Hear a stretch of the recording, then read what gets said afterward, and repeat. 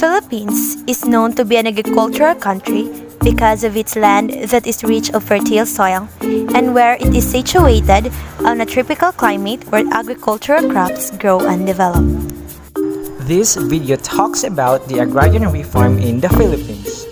So, what is agrarian reform? According to Comprehensive Agrarian, it is the redistribution of lands to farmers and to regular farm workers who are landless. It is essentially the tarification of the whole system of agriculture in the Philippines. Moreover, it is also centered on the relationship of farmers between production and distribution of land among farmers. Agrarian reform is also focused on political and economic class character. Through genuine and comprehensive agrarian reform, Philippines would be able to gain more from its agricultural potential that uplift the Filipinos in the agricultural sector who have been suffered poverty for the longest time.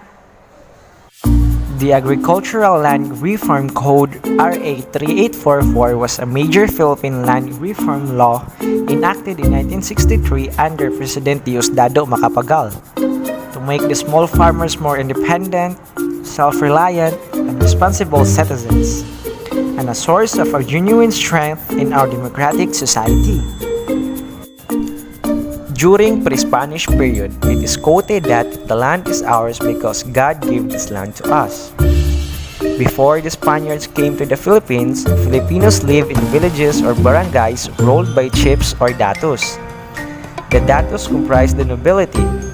Then came the maharlikas or the freemen, followed by the aliping mamamahay, the serfs, and aliping sa gigilid or the slaves.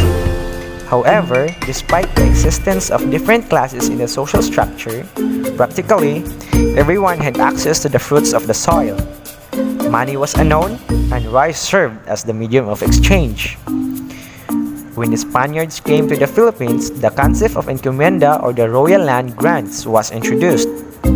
This system grants that encomenderos must defend his encomienda from external attack, maintain peace and order within, and support the missionaries. In turn, the encomendero acquired the right to collect tribute from the Indios or the native. The system, however, degenerated into abuse of power by the encomenderos. The tribute soon became land rents to a few powerful landlords, and the natives who once cultivated the lands in freedom were transformed into mere shared tenants. When the First Philippine Republic was established in 1899, General Emilio Aguinaldo declared in the Malolos Constitution his intention to confiscate large estates, especially the so-called friar lands. However, as the Republic was short-lived, Aguinaldo's plan was never implemented. Significant legislation enacted during the American period. Philippine Bill of 1902, Land Registration Act of 1902 or Act Number 496, Public Land Act of 1903, Tenancy Act of 1933 or Act Number 4054 and 4113. President Manuel L. Quezon exposed the social justice program to arrest the increasing social unrest in Central Luzon. Significant legislation enacted during Commonwealth period. 1935 Constitution. Commonwealth Act Number 178, an amendment to Rice Tenancy Act Number 4045. National Rice and Corn Corporation or NARIC of 1936. Commonwealth Act Number 4161 of 1937. Rural Program Administration that is created on March 2, 1939. And Commonwealth Act Number 441 enacted on June 3, 1939.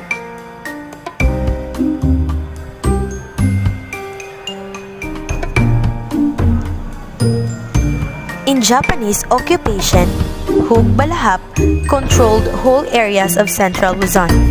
Landlords who supported the Japanese lost their lands to peasants, while those who supported the Hugs earned fixed rentals in favor of the tenants. Upon the arrival of Japanese in the Philippines in 1942, peasants and workers' organizations grew strength. Many peasants took up arms and identified themselves with the anti-Japanese group, the Huk Balahap, or also known as Hukbo ng Bayan Laban sa Hapon. After the establishment of Philippine independence in 1946, the programs of land tenure remained. This became worse in certain areas. Thus, the Congress of the Philippines revised the tenancy law. President Manuel A. Rojas enacted the following laws. Republic Act No. 34, Republic Act No. 55, while Epedio R. Quirino enacted also the following law. Executive Order No. 355 issued on October 23, 1950.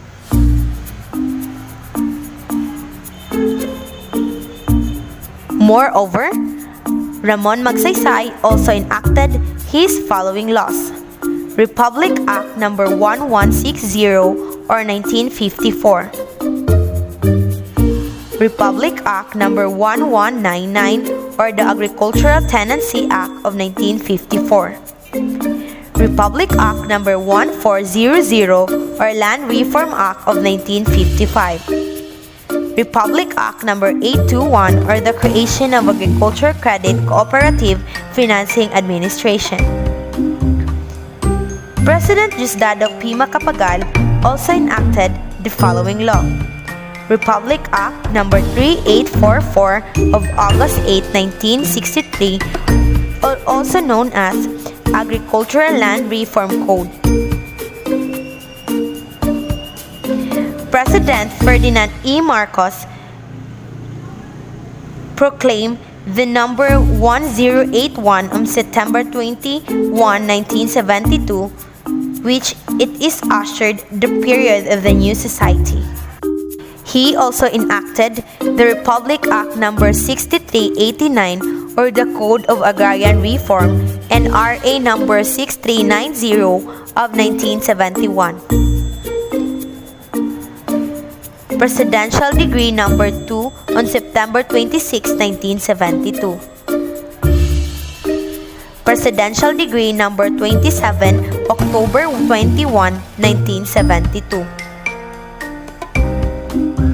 The Constitution ratified by the Filipino people during the administration of President Corazon C. Aquino provides under Section 21 under Article 2 that the state shall promote comprehensive rural development and agrarian reform. On June 10, 1988, former President Corazon C. Aquino signed into law Republic Act No. 6657, or otherwise known as the Comprehensive Agrarian Reform Law or the CARL. The law became effective on June 15, 1988. Subsequently, 4 presidential issuances were released in July 1987 after 48 nationwide consultations before the actual law was enacted. President Corazon C. Aquino enacted the following laws. Executive Order No. 228, July 16, 1987. Executive Order No. 229, July 22, 1987. Proclamation No. 131, July 22, 1987. Executive Order No. 129A, July 26, 1987. Republic Act No. 6657, June 10, 1988. Executive Order No. 405, June 14, 1990. Executive Order No. 407, June 14, 1990. When President Fidel V. Ramos formally took over in 1992, his administration came face-to-face with publics who have lost confidence in the Agrarian Reform Program. His administration committed to the vision, fairer, faster, and more meaningful implementation of the Agrarian Reform Program. President Fidel V. Ramos enacted the following laws. Republic Act No. 7881, 1995. Republic Act No. 7905, 1995. Executive Order No. 363, 1997. Republic Act No. 8435, 1997. Republic Act 8532, 1998. President Benigno Aquino III vowed during his 2012 State of the Nation address that he would complete before the end of his term the Comprehensive Agrarian Reform Program or the CARP, the centerpiece program of the administration of his mother, President Razon Aquino. The younger Aquino distributed their family-owned Hacienda Luisita in Tarlac. Apart from the said farm lots, he also promised to complete the distribution of privately owned lands of productive agricultural estates in the country that have escaped the coverage of the program. Under his administration, the Agrarian Reform Community Connectivity and Economic Support Services, or the ARCCESS, project was created to contribute to the overall goal of rural poverty reduction, especially in agrarian reform areas.